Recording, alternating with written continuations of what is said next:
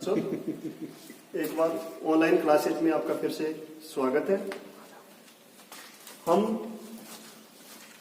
सबसे पहले भक्ति काल के कवियों के बारे में जान रहे थे। किस काल के?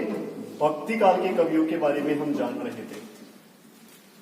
तो भक्ति काल के कवियों में सबसे पहले हमने देखा था, इसके दो भेद हमने किए थे अभी तक। एक सगुण किया था, दूसरा हमने किया था निर्गुण किया था। अब हमने निर्गुण में कबीरदास जी को पढ़ा। इसके बाद में सगुण के हमने दो भेद किए, जिसमें एक तरफ थे सूरदास जी और एक तरफ थे तुलसीदास जी। इस प्रकार से हमने सबसे पहले कबीरदास जी का साहित्यिक परिचय पढ़ा और कबीरदास के पदों को पढ़ा, फिर तुलसीदास जी का साहित्यिक परिचय पढ़ा, फिर हमने इनके पदों को पढ़ा। इसके बाद में हमने बीच में एक संत और था कृपाराम खिड़िया। कृपाराम खिड़िया को का साहित्यिक परिचय पढ़कर इनके पदों को पढ़ा। इसी के बाद में जो हमारा काल है, कौन सा? भक्ति काल। इस भक्ति काल में सगुण काव्य धारा के एक और कवि आएंगे, कौन? सूरदास।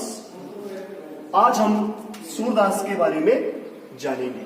और सूरदास जी के यहाँ पर हमारे कक्षा 12 के अगर सिलेबस की बात करें तो बर्मरगीत सार से कुछ पद दिए गए हैं, जो श्री कृष्ण, गोपियां और उद्धव के मध्य, यानी गोपियों और उद्धव के मध्य आपसी जो संवाद है उसको लेकर कुछ पद दिए गए हैं, उनके बारे में जानेंगे। उससे पहले हम सूरदास का साहित्यिक परिचय यानी उनका व्यक्तित्व एवं कर्तृत्व के बारे में कुछ जानकारी देखते हैं।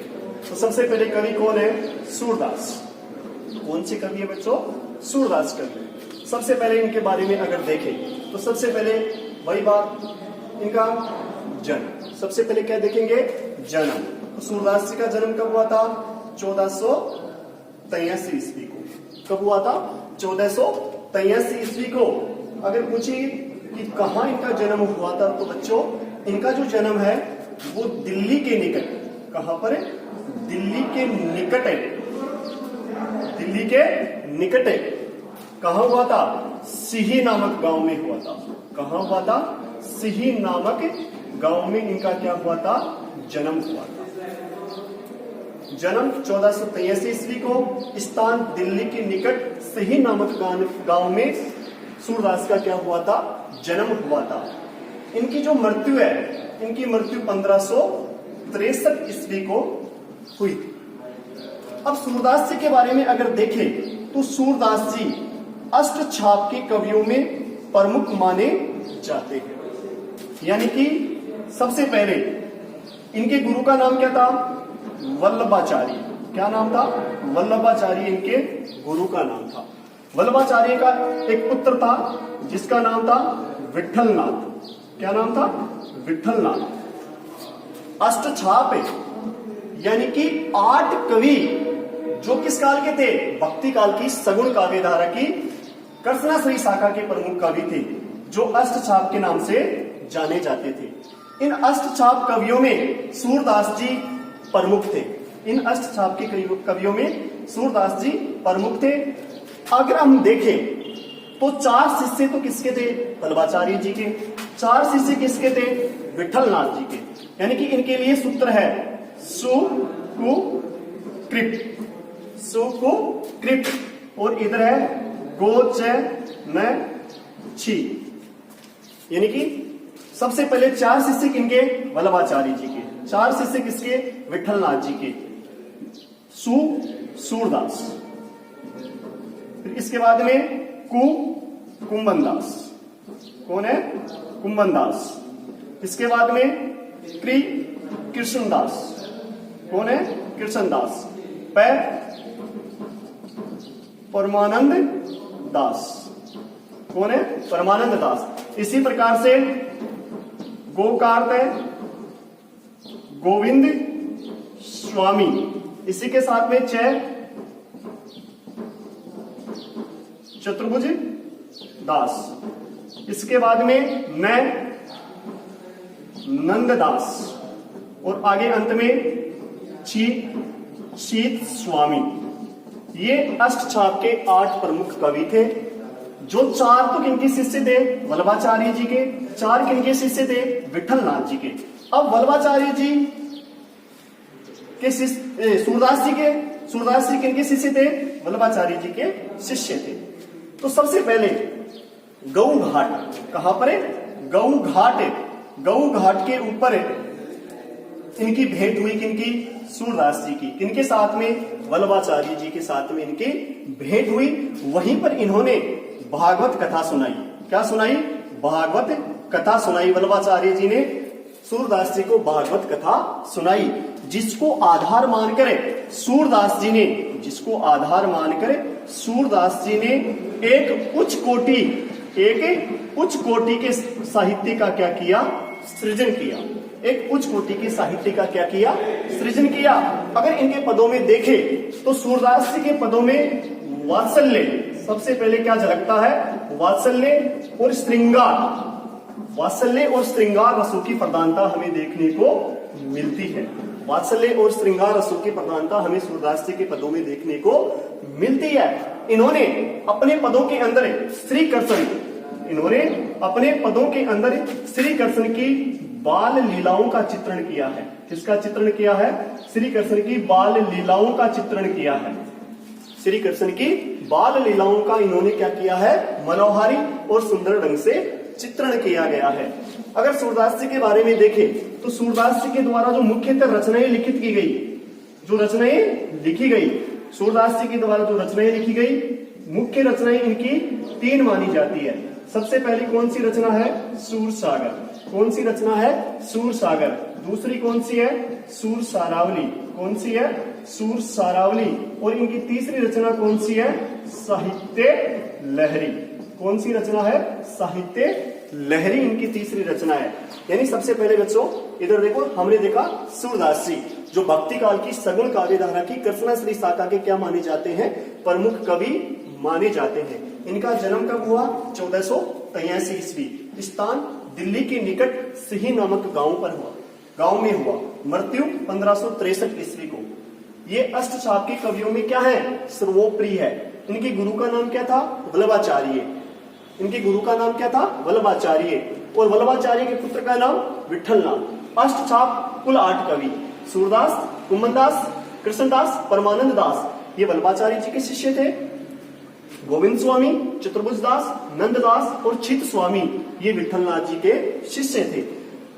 अगर देखें तो जब से गऊ घाट के ऊपर सूरदास जी की भेंट किनसे हुई? वल्लभाचार्य जी से हुई।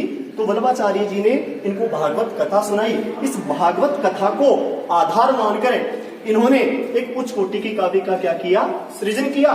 सूरदास जी के पदों में हम देखें तो वात्सल्य, श्रृंगार आदि रसों की प्रधानता हमें देखने को मिलती है, तथा सूरदास जी ने अपने पदों में श्री कृष्ण की बाल लीलाओं का क्या किया है? चित्रण किया है। सूरदास जी की जो मुख्यतः रचनाएं अगर देखें तो सूरसागर, सूरसारावली और साहित्य लहरी इनकी मुख्य क्या मानी जाती है? रचनाएं मानी जाती है। ये इनका साहित्यिक परिचय। अगर हम अब दृष्टि डालें अपने सिलेबस के पदों की ओर तो यहाँ पर हम देखते हैं तो सूरदास जी के जो कुछ पद दिए गए हैं जो भ्रमर गीत सार से लिए गए हैं। तो देखो भ्रमर गीत सार क्या है इनका? भ्रमर गीत सार क्या है? सबसे पहले श्री कृष्ण, यहां पर गोपियां और साथ में उद्धव। कौन है? उद्धव। जब श्री कृष्ण बचपन काल में कहां रहते थे? ब्रज गोकुल गांव में। कहां रहते थे? ब्रज गोकुल गांव में श्री कृष्ण जी रहते थे। जब ब्रज गोकुल गांव में श्री कृष्ण जी रहते थे तब जब गोपियां थी इनके प्रति, इनके प्रेम में क्या थी? आसक्त थी, इनके प्रेम में लिप्त थी। यानी कि यहां पर देखे तो उद्धव के द्वारा, उद्धव किस योग साधना को मानता था? किसको मानता था? कबीरदास वाले योग साधना को मानता था। यानी निर्गुण ईश्वर की उपासना करना चाहता था। यहां पर यह सगुण ईश्वर की उपासना करना चाहती है। तब बचपन काल में श्री कृष्ण जी ब्रज गोकुल गांव में रहते थे। तब श्री कृष्ण और गोपियों की रास लीलाओं के पद हमें देखने को मिलते हैं। लेकिन जब अक्रूर जी के द्वारा श्री कृष्ण को कहां ले जाया गया, मथुरा ले जाया गया, तो मथुरा जाने के बाद में जो गोपियां हैं, गोपियां श्री कृष्ण की विरह वेदना में व्याकुल हो जाती है। इसमें श्री कृष्ण की विरह वेदना में कौन व्याकुल हो जाती है, गोपियां व्याकुल हो जाती है। मथुरा जाने के उपरांत उनकी मुलाकात उद्धव नाम के एक व्यक्ति से होती है। अब श्री कृष्ण श्याम वर्ण का, उद्धव श्याम वर्ण का, भंवरा श्याम वर्ण का, और जो अक्रूर जी आए थे वो अक्रूर जी भी किस वर्ण के थे, श्याम वर्ण के थे। जब श्री कृष्ण जी कहां चले जाते हैं, मथुरा चले जाते हैं, तब वहां पर उनकी मुलाकात किनसे होती है, उद्धव से, जो किसी साधना को मानता था, योग साधना को, निर्गुण ईश्वर की उपासना करता था। जब इनकी मुलाकात किससे होती है, उद्धव से, तब श्री कृष्ण अविचार विमर्श करते हैं कि गोपियों की जो मेरे प्रति प्रेम की जो भावना है, इस प्रेम की भावना को उद्धव ही क्या कर सकता है, दूर कर सकता है। अतः दूत के रूप में, किसके रूप में, दूत के रूप में श्री कृष्ण उद्धव को कहां भेजता है, ब्रज गोकुल गांव में भेजता है। जब दूर से उद्धव आते हुए दिखाई देते हैं, तब गोपियों को श्री कृष्ण का क्या होता है, भ्रम होता है। श्री कृष्ण का क्या होता है, भ्रम होता है कि आज श्री कृष्ण वापस कहां लौट आए, ब्रज गोकुल गांव में लौट आए। लेकिन तभी वहां पर पास में जाकर अगर गोपियां जब देखती है, तो वहां पर श्री कृष्ण न मानकर एक अन्य व्यक्ति, उद्धव नाम के व्यक्ति को मानती है। अब उद्धव नाम का जो व्यक्ति है, गोपियों को योग संदेश का पाठ जैसे ही पढ़ाने लगता है, जो गोपियों को क्या लगता है, अरुचिकर लगता है। क्या लगता है, अरुचिकर लगता है, जो उनको अच्छा नहीं लगता। तब गोपियां क्या करती है, वहां पर उस समय उद्धव के ऊपर कटाक्ष करती है। किसको माध्यम बनाकर, एक भंवरे को माध्यम बनाकर, यानी वहीं पर तभी एक भंवरा आकर बैठ जाता है। तब गोपियां उस भंवरे को, उस श्याम वर्ण वाले भंवरे को माध्यम बनाकर श्याम वर्ण वाले उद्धव के ऊपर क्या करती है, कटाक्ष करती है। यहीं से भ्रमर गीत का क्या होता है, प्रारंभ होता है। यहीं से क्या होता है, भ्रमर गीत का प्रारंभ होता है। और प्रत्येक बार गोपियां किससे कहेंगी, उद्धव से कहेंगी। अपने सिलेबस में जो 6 पद दिए गए हैं, प्रत्येक बार गोपियां किनसे कहेगी, उद्धव से कहेगी। यानी हम प्रत्येक बार लिखेंगे, गोपियां उद्धव से कहती है कि, जैसे हमारा पहला पद अगर देखें, तो हमारा पहला पद है, इसमें बताया गया है, हमारे हारिल की लकड़ी मन बच कर्म नंद नंदन सुयु दृढ़ करी पकड़ी, जागत सोवत सपने कहने कहने चकरी, कोई व्याधि हमें ले आई देखी न सुनी न करी। यानी कि जो हमारा पहला पद है।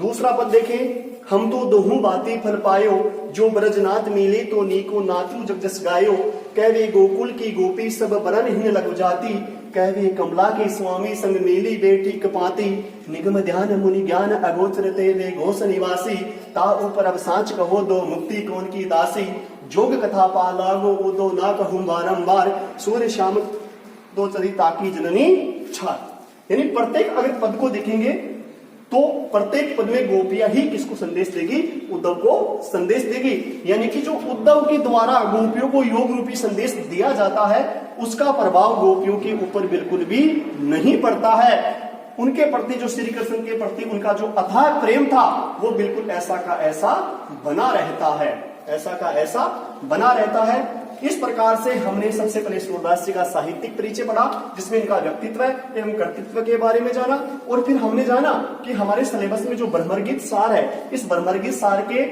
जो पद दिए गए हैं, वो कौन कौन से पद कहां से लिए गए हैं, यानी कि भ्रमर गीत सार का प्रारंभ कैसे हुआ, इसके बारे में हमने जाना। अब हमारा जब नेक्स्ट वीडियो आएगा, तो नेक्स्ट वीडियो के अंदर हम सूरदास जी के प्रत्येक पद को विस्तार पूर्वक देखेंगे और विस्तार पूर्वक पढ़ेंगे। तब तक के लिए धन्यवाद।